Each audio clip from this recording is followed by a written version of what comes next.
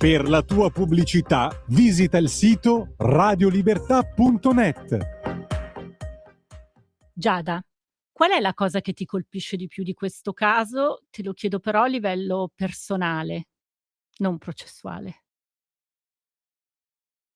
Non lo so, è una domanda difficile. Sicuramente, diciamo, per me questa vicenda, questo non so neanche come definirlo, insomma, è come dire una battaglia per me di civiltà, diciamo così, no, cioè che riguarda il mio ruolo innanzitutto di avvocato, una battaglia che ho sempre ritenuto giusto combattere, al di là di come altri la possano pensare, ma io e ripeto, anche a prescindere dall'inchiesta di Pavia, no, perché tante volte si dice: "Beh, sai, ma, comunque se non c'è un'alternativa alla fine", ma questo è profondamente sbagliato, perché un'alternativa in un procedimento penale potrebbe anche non esserci, ma non perché non esiste, ma perché non la vedi, ma perché non l'hanno cercata e non è stata cercata e non è compito della difesa dell'imputato cercarla. Cioè questo deve essere chiarissimo. E quindi per questo il giudice è chiamato a valutare se le prove a carico di un soggetto sono o meno sufficienti a ritenere superato, no, il ragionevole dubbio. E questo obiettivamente a mio giudizio, non era accaduto. E questo è gravissimo per me, perché è uno dei principi che ti inculcano, cioè uno dei primi che ti ripetono e ti ribadiscono per 5 anni quando studi, è imprescindibile e non si può assolutamente derogare, mai in nessun caso, e qui per me era stato evidentemente derogato e questo non era accettabile. E quindi per me è sempre stata una battaglia di civiltà per portare, come dicevo all'inizio, quello che era il mio ideale, il mio, che poi non è il mio ideale, è diciamo un po' l'ideale, no, dei principi così, rispetto alla realtà. Perché se no cosa servono i principi se poi nel processo non vengono attuati? Cioè cosa servono? Niente, rimangono sulla carta, no, sono belli ma inutili. Giada, tu sei sempre stata più restia a partecipare al cosiddetto processo mediatico. Perché da 1 anno a questa parte, 1 anno e mezzo circa, hai sentito di doverti esporre anche mediaticamente? E qual è la cosa che ti infastidisce di più del processo mediatico? Tutto. E io sono profondamente infastidita, profondamente a disagio, forse non so se si vede, ma forse adesso ho imparato anche a mascherarlo. Trovo che sia tutto sbagliato, ma non è sbagliata l'informazione, cioè perché bisogna fare attenzione, cioè non è sbagliato che si parli di questo. Sbagliato che dei professionisti che sono coinvolti in questa vicenda, che è in essere e non è chiusa, siano sostanzialmente, passatemi il termine, ma io così mi sento, costretti, e adesso spiego anche in che senso costretti, a prendervi parte, no, e questo mi infastidisce moltissimo perché non lo trovo giusto, non lo trovo corretto da tanti punti di vista. Prima di tutto perché, abbiamo una deontologia e nei rapporti con la stampa noi avvocati abbiamo il dovere di rapportarci, in maniera equilibrata, con dignità, con decoro e con tutta una serie di altre cose che sono imprescindibili e questo è molto difficile, ve lo posso garantire, perché quando ti trovi in certi contesti, siccome anche noi avvocati poi tutto sommato siamo umani, è difficile mantenere la calma, è difficile restare pazienti, è difficile spiegare dei concetti difficili in pochi secondi e con un linguaggio che possa essere accessibile, diciamo, a tutti, perché altrimenti cosa ci vai a fare? Se devi parlare in latino stai a casa tua, no, ecco, quindi è tutto complicato, ma, il problema qual è? Che, purtroppo, diciamo così, non c'è mai stata, non lo so, una distinzione tra quella che è la cronaca giudiziaria, che è sacrosanta, che va tutelata, che insomma è imprescindibile, no, da quello che è lo show, da quello che è lo spettacolo, che è quello che ricama su questa tragedia e la fa diventare una specie di Grande Fratello del true crime, no, dove addirittura diciamo le parti di questa vicenda diventano dei personaggi pubblici, no, quasi parareali, a metà tra il reale e il personaggio, no, è una situazione veramente complicata. Ma il problema qual è? Che nella misura in cui questo continua ad essere esistente e possibile, il fatto di non essere presente e di non, quindi dare quello che dicevo prima, no, la propria versione o, anche solo sostenere le ragioni del proprio assistito, reca un danno al proprio assistito. E il problema è questo, quindi non è una questione di, come dire, visibilità personale che anzi io odio perché obiettivamente sono in imbarazzo, perché sono una persona molto timida in realtà e mi dà anche fastidio, no, essere riconosciuta, cioè fastidio, non è che mi mette in imbarazzo, no. Quindi, se potessi evitarlo lo eviterei serenamente, anche perché nella vita ho scelto di far l'avvocato, non altro, no, quindi però purtroppo, la valutazione che io faccio ogni volta è: è nell'interesse del mio assistito? Sì o no? Quindi, laddove questo è interesse dell'assistito, l'avvocato è chiamato, a mio giudizio poi per carità, sempre mantenendo il proprio ruolo e non tradendolo mai. Perché se io mai andassi in una trasmissione televisiva, faccio un esempio, a dire: "Ah, no, perché adesso il nuovo indagato è colpevole perché ha mentito di qui", cioè io non onorerei il mio ruolo, no, cioè io anzi credo che quando ci esponiamo pubblicamente abbiamo un doppio ruolo di responsabilità nei confronti del nostro ruolo, nei confronti della magistratura, nei confronti dell'autorità giudiziaria, nei confronti dei cittadini. Ed è giusto che noi stessi ricordiamo anche per il nuovo indagato, al di là delle parti, no, quelli che sono i principi, no, la presunzione di innocenza e ricordare insomma, cercare di essere oggettivi, il più oggettivi possibili. In questo io credo tantissimo. Poi è veramente complesso, però il motivo è questo, che non potevamo permetterci di fare gli stessi errori che erano stati fatti in precedenza, cioè la sottovalutazione dell'aspetto mediatico. E questo io l'ho detto, l'ho ribadito e lo rivendico, ma perché ne sono fermamente convinta e come sono anche convinta che non sia giusto. Non sia giusto e non sia corretto, ma, fino a che le cose non cambieranno, io purtroppo la vedo così, ma perché l'abbiamo visto e provato sulla pelle di Alberto Stasi. E questo è. Poi è una stortura, perché comunque ne parlavo l'altro giorno, non so più con chi, no, che diceva: "Ah, negli Stati Uniti i giudici popolari vengono rinchiusi sostanzialmente, non possono più uscire, non possono più vedere", no, e io dicevo: "Sì, sì, no, peccato che i giudici popolari, se mai ci sarà un processo, come c'è stato anche nei confronti di Alberto Stasi, no, magari poi dopo durante il processo possono anche cercare di essere tutelati ed essere avvertiti dai magistrati togati di non guardare le trasmissioni, di non cercare". Ma ora che si arriva lì, ci son passati 2 anni o 3 anni e tutti si sono fatti un'idea, questa discovery assoluta degli atti di indagine che io ancora mi domando come sia possibile che le informative, le intercettazioni, no, siano state così, diciamo, date in pasto a chiunque.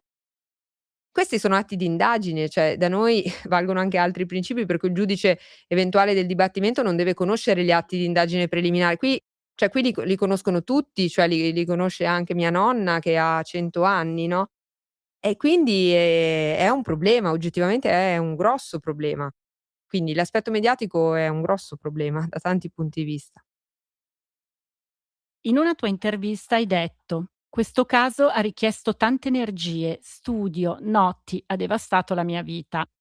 È una frase molto forte. Che cosa significa? Significa quello che ho detto, cioè la realtà dei fatti. È chiaro che, ci sono processi che per la mole di atti, per le difficoltà, per insomma per tutta una serie di ragioni, comportano, e questo credo che tantissimi professionisti l'abbiano sperimentato almeno una volta nella vita, la necessità, diciamo così, di studiare, posto che comunque devi anche lavorare, devi fare anche altre cose, non è che puoi dedicarti solo a questo, magari di dedicare per scelta naturalmente, per scelta assolutamente consapevole, ma perché credi in qualcosa e lotti per qualcosa, non è che lo fai perché non hai di meglio da fare, anzi. Lo fai per un principio, per un ideale, richiedono energie sopra la norma e risorse sopra la norma. come dire, anche una certa costanza, perché poi comunque di sconfitte, ne abbiamo vissute tante, quindi diciamo è sempre dietro l'angolo il fatto di magari potersi arrendere e quindi impieghi tanto tempo che sottrai naturalmente ad altre cose, no, quindi sì, devastata è la parola giusta. Ma c'è qualcosa che proprio ti dispiace di non aver dedicato tempo? No, non c'è niente che mi dispiaccia perché l'ho fatto in maniera consapevole e anche se a volte, ovviamente nei momenti di di maggior sconforto mi domando: "Ma chi me l'ha fatto fare?" Perché me lo domando, ve lo confesso, me lo domando, però in generale la verità è che se tornassi indietro farei esattamente la stessa cosa, perché credo che sia importante per ciascuno lottare per quello per cui si crede, perché altrimenti che scopo ha, no, la nostra vita in generale. Nel corso di questa intervista abbiamo già, citato 2 volte l'espressione "oltre ogni ragionevole dubbio". Ma che cosa significa davvero per un avvocato vivere e lavorare ogni giorno dentro quel dubbio? Significa, aver capito come funziona un processo. Perché allora, diciamo, la realtà supera la fantasia, perché dire oltre ogni ragionevole dubbio è un qualcosa che può sembrare molto astratto, no, molto astratto, e da una parte anche difficile da applicare, perché poi uno si domanda: "Ma che cos'è il dubbio e quando è ragionevole?" Perché poi dopo, su questo il giudice Vitelli ha fatto un'ottima opera, diciamo così, di informazione, secondo me anche in maniera molto semplice, ha spiegato dei concetti che non sono affatto semplici da spiegare, no, perché da una parte c'è il rischio che allora ci sia un relativismo assoluto, per cui ogni dubbio, anche minimo, allora no, bisogna assolvere, quindi praticamente vabbè, facciamo i processi per nulla, no, e questo sarebbe sbagliato. Dall'altra parte però, poi invece ci sono i casi in cui invocando il ragionevole dubbio in realtà, ti ritrovi con una condanna che con 1000 e più che ragionevoli dubbi, no, quindi diciamo la cultura del dubbio, e prendo l'espressione proprio dal giudice Vitelli perché secondo me è importante, che farlo passare come concetto, deve guidare il giudice innanzitutto, che ha il ruolo più importante, no, ma deve guidare anche la procura della Repubblica, come deve guidare sempre anche l'avvocato, che sia l'avvocato dell'imputato è più semplice, anche l'avvocato di parte civile, no, perché è un principio di civiltà, perché se ci fosse anche solo una ragionevole possibilità che l'imputato sia innocente, tutti dobbiamo essere consapevoli che rischiamo di rovinare la vita a lui, ma non solo a lui, ma anche a tutta la sua famiglia, no, quindi è un principio di civiltà e di responsabilità che non dobbiamo mai dimenticare. Poi non ogni dubbio è ragionevole, no, cioè non è che, non so, in un omicidio non è che si può pretendere, faccio un esempio concreto, no, che venga ricostruito passo passo, minuto per minuto. Questo è impossibile. Cioè la verità processuale, cioè la verità che esce da un processo, non è mai esattamente la verità sostanziale. Ma questo non ci deve scandalizzare. Questo è normale, è esattamente quello che succede sempre. E purtroppo è il limite del processo, perché dal processo esce ciò che è stato possibile accertare. Ciò che non è stato possibile accertare non esce. Quindi l'obiettivo di tutti è quello che la verità sostanziale si avvicini il più possibile alla verità processuale. Laddove ci sono degli aspetti che non si riescono a spiegare, perché non ci sono non bisogna inventarseli, bisogna prendere atto che ci sono dei limiti, no, faccio un esempio concreto su questo caso, no, ho sentito dire: "Ah, ma allora i carabinieri adesso, la procura non spiega la bicicletta. Allora bicicletta cos'è successo?" Come se questo fosse, no, un vulnus incolmabile di queste indagini. Non è così, non è così. Perché non è così? Perché ci sono e anzi chapeau alla procura che non s'è inventata niente, che non ha forzato la mano, che non ha forzato i dati. Perché questo? Perché nessuno fece una perquisizione ad Andrea Sempio, perché nessuno andò a verificare che bici avesse, nessuno sentì diciamo più che altro a riscontrare le deposizioni per vedere che bici aveva lui, che bici aveva la nonna, che bici avevano gli amici, che bici cioè, quindi c'è una lacuna che tu devi prendere atto che non potrai mai colmare, perché non ce l'hai quel dato, è come i tabulati, non ce li hai, non te li puoi inventare, non ci sono. Quindi può essere un dato che non viene spiegato? Sì. Può essere che si arrivi comunque a una condanna? Sì, purché tutto il resto sia sufficiente a ritenere responsabile l'imputato, oggi indagato dico, ma in un eventuale futuro processo, oltre ogni ragionevole dubbio. Cioè tu non è che puoi pretendere di spiegare tutto, a rischio di inventartelo, no, cioè anche su Stasi, no, allora no, allora non ci sta in 23 allora forse ha dormito lì, ma non è che te lo puoi inventare. Lì abbiamo anche dei riscontri negativi, no, cioè di testimoni che escludono che abbia dormito lì, no, cioè ma non funziona così, cioè non funziona con la fantasia, no, quindi chapeau alla procura di Pavia, ma attenzione poi nella valutazione, diciamo, di quello che è il quadro, no? Quale messaggio ti senti di lasciarci oggi con questa intervista? Che cosa vuoi che arrivi agli ascoltatori di questa intervista?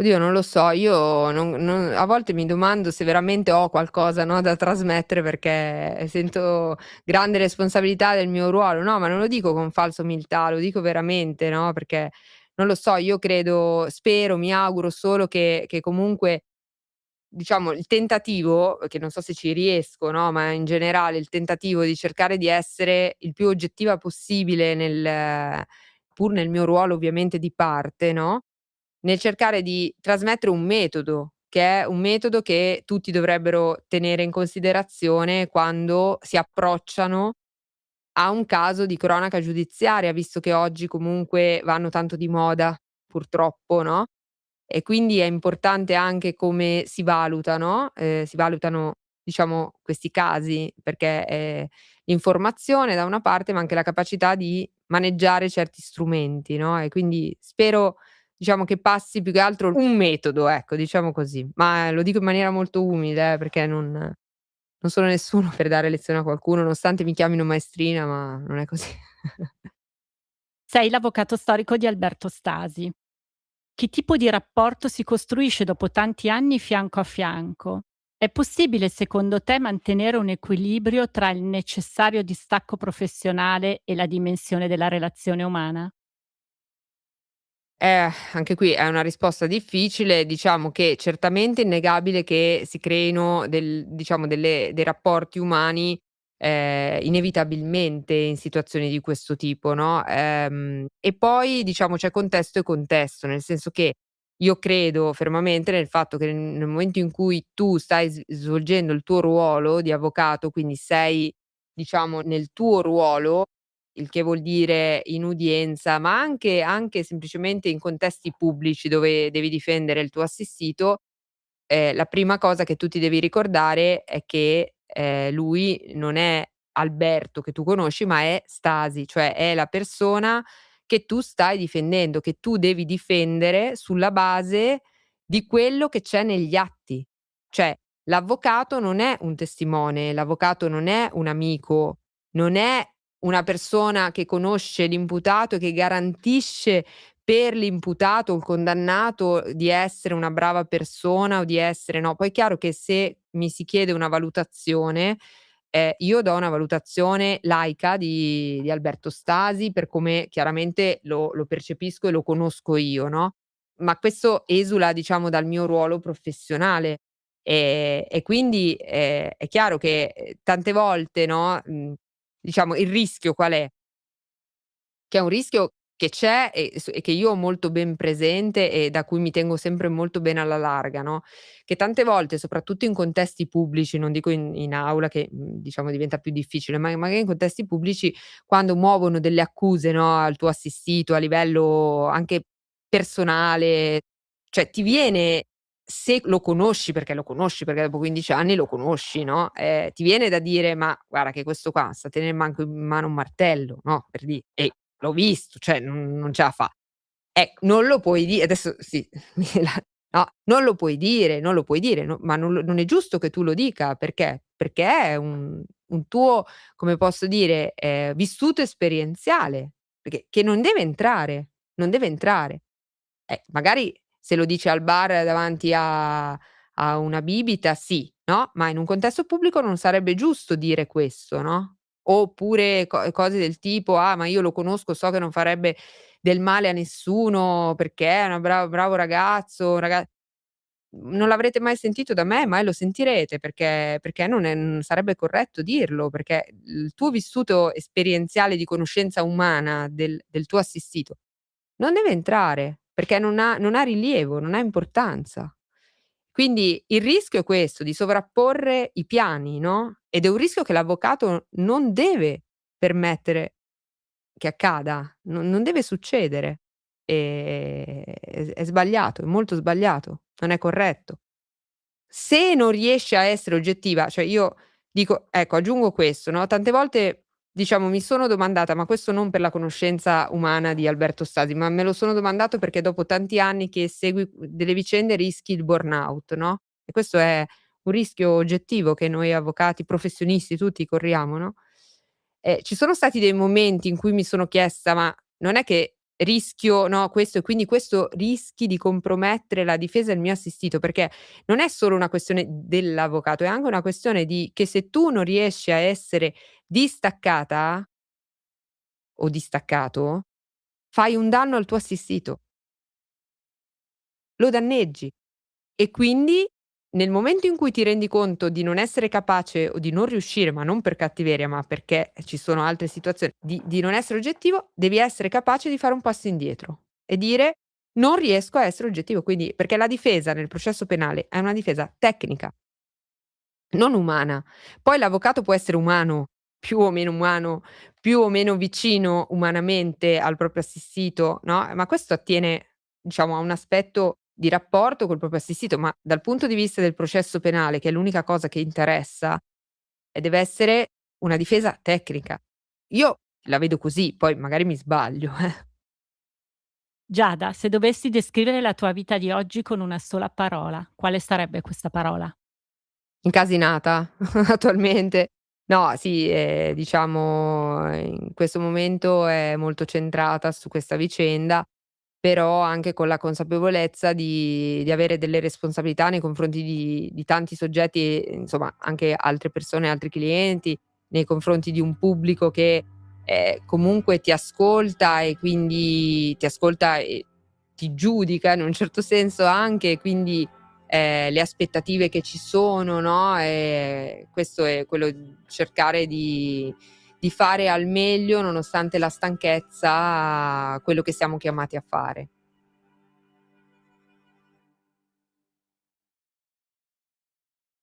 Abbiamo chiesto ad Albina Perri, direttrice del settimanale Giallo, una riflessione sull'intervista a Giada Bocellari e su come i grandi casi di cronaca possano segnare non solo la vita di chi li vive direttamente, ma di chi li attraversa per responsabilità professionale.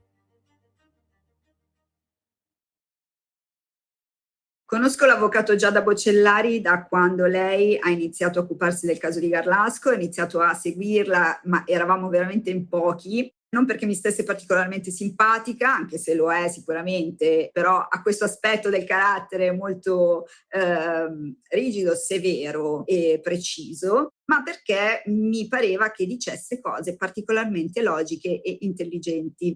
E questo mio giudizio non è cambiato nel tempo.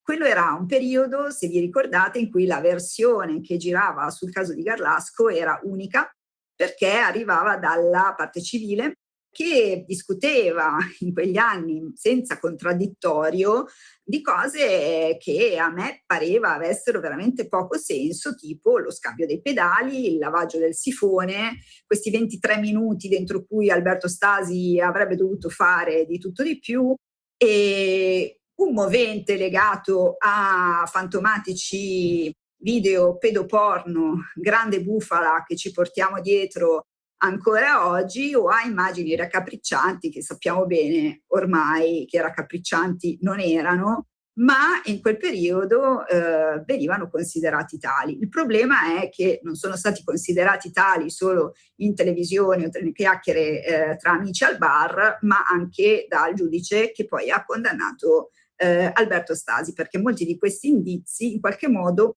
hanno formato poi la sentenza definitiva. La cosa che ho imparato da Giada Bocellari è stata quella di non arrendersi mai, di non mollare mai e di studiare, riprendere i fascicoli, rileggere le carte. Molte volte mi diceva: ho ripreso in mano tutto, sto ristudiando tutto da capo per vedere che cosa c'è sfuggito. E abbiamo passato giorni ma anche notti a cercare suole di scarpe a pallini, biciclette che potessero essere simili a quelle descritte dalla Bermani, ma quello che aveva colpito già dal suo pallino, quello che non la faceva prendere pace, era il fatto che nel 2014 era stato trovato un DNA sulle unghie di Chiara Poggi ed era stato accolto con grande entusiasmo da tutti come la possibile pistola fumante. Se non che quando questo DNA è stato confrontato con quello di Alberto Stasi e non ha dato il match sperato evidentemente, questo DNA è stato buttato nel cestino e nessuno ne ha più parlato. Giada Bocellari non si è fermata. Giada Bocellari ci ha insegnato anche questo e a lei dobbiamo essere grati perché ci ha ricordato che cos'è la giustizia, come funziona e come dovrebbe funzionare. Quindi vedremo poi come andrà a finire la questione, ma già dobbiamo ringraziarla perché ci ha insegnato parecchie cose. Ci ha insegnato a non mollare mai, ci ha insegnato a studiare, a essere precisi e ci ha insegnato a essere anche cittadini migliori e a lottare per i valori che sono alla base della nostra civiltà giuridica.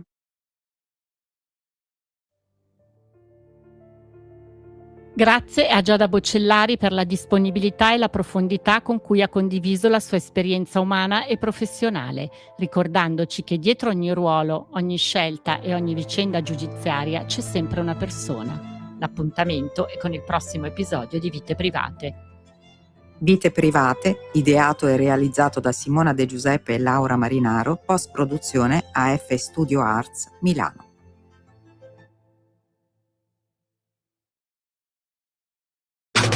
Stai ascoltando Radio Libertà. la tua voce libera, senza filtri né censura. La tua radio. Sempre più liberi con La tua radio è il nuovo sito che mette in prima pagina opinioni, firme, notizie, uno sguardo nuovo e originale sui fatti che ci circondano. Il nuovo quotidiano online. Semplicemente radiolibertà.net. Va ora in onda A Berlino tutto bene, Germania, Italia ed Europa nelle parole di Roberto Giardina. A Berlino che giorno è? A Berlino che giorno è? A Berlino che giorno è? E allora eccoci qua con il nostro Roberto Giardina, come sempre da Berlino. Pensate, quest'uomo stamattina si è alzato con la pioggia e con la grandine mentre noi dovremmo boccheggiare fino a Ferragosto. Buongiorno, ben svegliato. Abbiamo messo il maglioncino. Sì, questo è Berlino. Adesso le nuvole sono immobili, non vedo una foglia muoversi intorno a me, che è bonaccia. Non si sa, adesso di nuovo fa caldo, poi pioverà di nuovo, ma questo capita nel centro d'Europa, insomma. Bene, bene. Senti, allora, questa settimana risaliamo sui treni della Germania. Cosa sta succedendo? L'italiana, che poi in realtà ha un'altatesina, l'italiana ha fatto il miracolo. Chi è quest'italiana che doveva fare il miracolo? Si chiama Evelyn Palla, ha 53 anni, una signora bionda, e i tedeschi la chiamano, per i tedeschi è tedesca, per noi italiana, è nata a Bolzano, ma insomma lei per riuscire a sanare le ferrovie tedesche 10 mesi fa hanno dovuto chiamare Evelyn, che in neanche un anno, per la prima volta dopo 7 anni, ha riportato le ferrovie in attivo di 147 milioni di euro nel primo semestre di quest'anno. Nello stesso periodo dell'anno scorso il passivo era di 960 milioni, quasi 1 miliardo. È un I miracolo. i messaggeri sono diventati 1 miliardo, quasi 1 miliardo anche quelli, e quindi diciamo ha fatto un piccolo miracolo. I tedeschi, che non vogliono darsi per vinti, dicono che vabbè, è migliorato le ferrovie perché dato il prezzo della benzina si preferisce andare in auto che prendere il treno, ma non è proprio così, insomma, lei è riuscita a fare qualcosa. Beh, direi, senti, ma Giulio Andreotti diceva che i pazzi sono di 2 categorie, quelli che si credono Napoleone e quelli che vogliono riformare le ferrovie, risanare le ferrovie dello Stato, Giulio. E allora aveva ragione Giulio, vale anche per la Germania? Ma adesso vale per la Germania, anzi diciamo che il paradosso è ancora doppio, perché i tedeschi sperano che tra 2 anni Italo arrivi a Berlino e i treni super veloci possano funzionare meglio, dato che i loro, che si chiamano ICE, sono peggio di quelli italiani, sono vecchi, risalgono a 30 anni fa, si guastano continuamente, sono scomodi, i prezzi sono il triplo di quelli italiani. Allora almeno arrivano gli italiani a salvarsi. Ma certo che francamente i tedeschi che aspettano e sperano che vengano gli italiani a salvarli è veramente il mondo al contrario. Ora scusa, ma fa molto ridere questa cosa. Ma poi pensa che naturalmente dico e vedi in palla, dice i treni tedeschi sono diventati un po' più puntuali, ma prima erano, diciamo, arrivano in ritardo il 65% dei treni super veloci, adesso si è sceso a 58, quindi un miglioramento quasi nullo. E lei dice per ritornare alla puntualità bisogna aspettare il 2035, quindi lei non promette miracoli. Però non è vero che i tedeschi vanno di nuovo in treno perché la benzina costa cara. E in realtà lei qualcosa ha migliorato, incominciando dall'alto. Ha praticamente licenziato 3 direttori generali, ne aveva 8, adesso sono 5, e lei dice che i manager, diciamo, pubblici, semi-pubblici, perché le ferrovie sono quasi private, si comportano da arroganti. E lei, questo commento di Evelyn è stato ripreso dai giornali e la maggioranza dei tedeschi è d'accordo con lei e dice vale anche non solo per le ferrovie, vale anche per il governo, per i ministri al governo, vale per la burocrazia degli uffici pubblici. Quindi in realtà la Germania, diciamo, non è più efficace e laboriosa come un tempo. Ci vuole un italiano per dare la scossa. Certo. Senti, ci vuole l'italiana per dare una scossa e ci vuole una turca per governare Berlino. C'è il rischio che Berlino abbia un sindaco, la possibilità che Berlino abbia una sindachessa di origini turche. Chi è? Ma questo in base all'ultimo sondaggio proprio di oggi è probabile, perché la Link, il partito dell'estrema sinistra, ha il 21% e la leader, diciamo, in città è una turca, insomma, è nata a Monaco 45 anni fa, ma il padre era un immigrato turco, Elif Eralp si chiama lei, e il padre era un medico, cioè è un medico ancora, insomma, e lei è andata a Monaco, poi è andata a studiare ad Amburgo al nord, è diventata una giurista e da 2010 vive a Berlino, quindi è preparata, è giovane, è sposata, ha 2 figli e naturalmente è probabile che votino molti dei 200.000 turchi che sono miei concittadini, di cui molti hanno il doppio passaporto e possono votare per lei. Certo. Senti, ma allora in Germania c'è il rischio che nasca il voto, come potremmo dire, il voto etnico? Cioè, questo è un discorso che si è fatto spesso qua in Italia, ora che si sono presentati i primi partiti, i primi candidati islamici alle elezioni. In Germania mi pare che sia una realtà ancora più, come potremmo dire, pesante. Sì, però il PD italiano deve stare attento, perché in realtà poi gli immigrati diventano tutti conservatori, perché per esempio non vogliono che la loro situazione sociale, che si sono conquistati magari dopo 2 generazioni, con fatica, studiando, venga compromessa dagli immigrati dell'ultimo momento, che creano problemi, come a Berlino l'ultimo attentato, l'ultima sabato di luglio è stato un tentatore, era un ragazzo nato a Berlino ma di origini libanesi di 21 anni, che la polizia ha scoperto e ucciso dopo 24 ore, però in realtà era un attentato contro il Pride, contro il movimento omosessuale per la grande festa a Berlino, ha provocato una turista polacca e 31 feriti, di cui molti gravi, e ha dimostrato che polizia e magistratura a Berlino non funzionano. E quindi anche questo mette sotto accusa l'amministrazione della capitale. Certo. E diciamo anche chi aiuta di più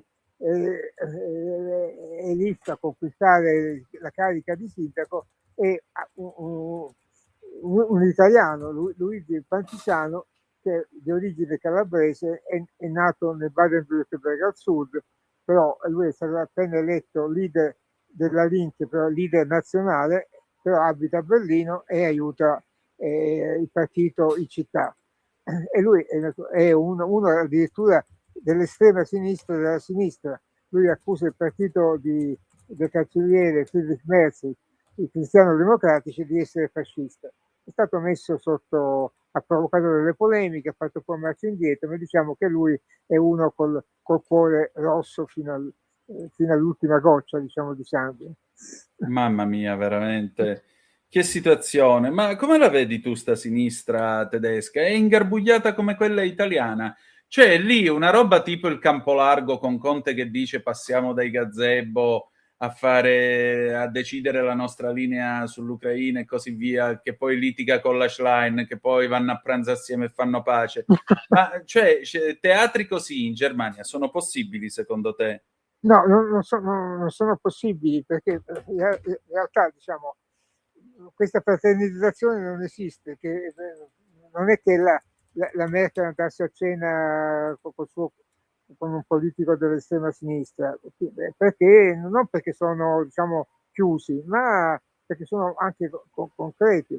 La Linke purtroppo forse adesso diventerà più ragionevole, ma a Berlino aveva proposto di nazionalizzare, di espropriare le grandi società immobiliari per risolvere il problema degli alloggi, cioè invece di costruire case sociali si appropriava di tutte i migliaia di appartamenti privati, dicendo vi pagheremo, questa operazione costava 40 miliardi di euro, se li pagheremo in 20 anni, cioè era un'utopia. In realtà questo ha spaventato tutte le società, non solo immobiliari internazionali, dicendo non investiamo più un euro in Germania. Quindi diciamo che sono un po' utopisti. Senti, io sto leggendo adesso una notizia su Euronews. Germania, Associazione di Avvocati di Berlino, lancia una nuova iniziativa per mettere al bando l'AfD. L'Associazione di Avvocati Republikanischer Anwaltinnen und Anwaltverein, spero di averlo letto bene. Sì. Grazie, apprezzo la tua misericordia. Si batte per avviare una procedura di messa al bando dell'AfD. Il gruppo ha più volte sollecitato Bundestag e governo federale a ricorrere alla Corte Costituzionale. Circa 1000 giuristi, e qui mi pare che 1000 giuristi comincia a essere un numero interessante, tra cui avvocati, giudici, pubblici ministeri, hanno espresso il loro sostegno a un appello per mettere al bando il partito di estrema destra Alternative für Deutschland. L'ha reso noto il Republikanische Anwaltinnen und Anwaltverein, RAV, considerato vicino alla sinistra. Già a metà luglio l'associazione aveva rivolto una lettera aperta a governo federale e Bundestag. Secondo il RAV, inizialmente circa 500 giuristi si erano uniti all'appello, ma nel frattempo il numero è salito a 1051 sostenitori. A loro avviso è loro dovere impegnarsi per la dignità di tutti gli esseri umani.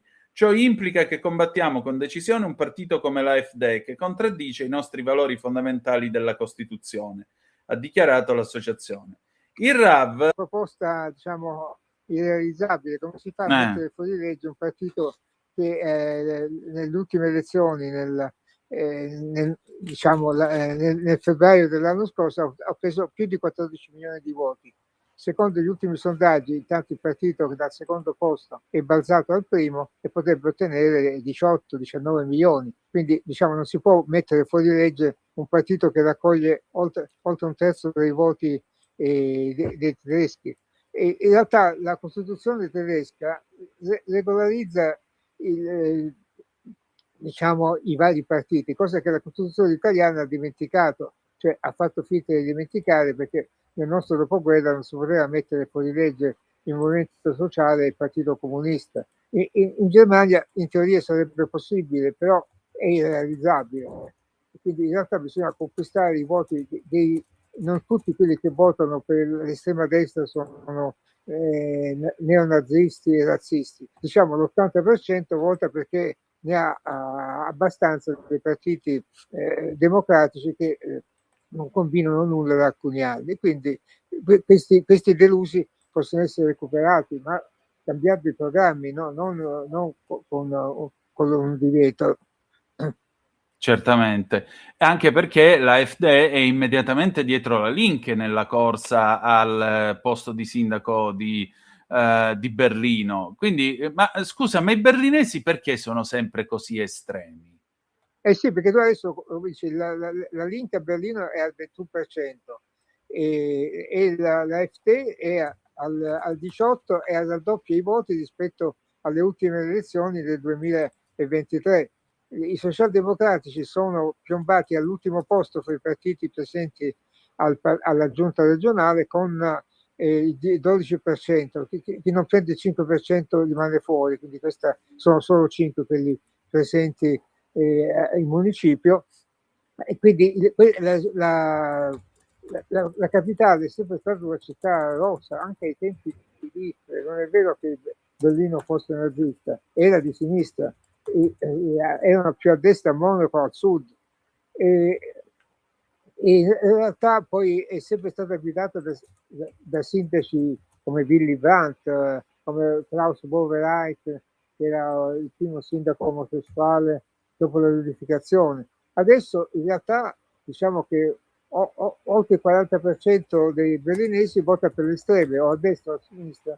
Un mese fa era prima a Berlino l'AfD, adesso è la Linke, ma la CDU del cancelliere Merz cala, come calano i socialdemocratici. I verdi rimangono stabili e quindi alla fine Berlino diventa una città ingovernabile, perché la prossima giunta, in base a questi risultati, qui si vota fra 6 settimane, il 20 settembre, sarà una giunta dell'estrema sinistra, più i verdi, più probabilmente i cristiano-democratici. Questi tre partiti non possono lavorare bene insieme, quindi sarà una città un po' paralizzata. Capito. Senti Roberto, ma in conclusione, no? A Berlino tutto bene? Ma Berlino per adesso va tutto bene, perché io riesco a trovare almeno per me, riesco a trovare un parcheggio, che sono tutti in vacanza, nonostante la crisi in Italia, oppure anche all'estero. Una parte è rimasta in Germania perché appunto le vacanze all'estero costano sempre di più, e quindi c'è una specie di tregua.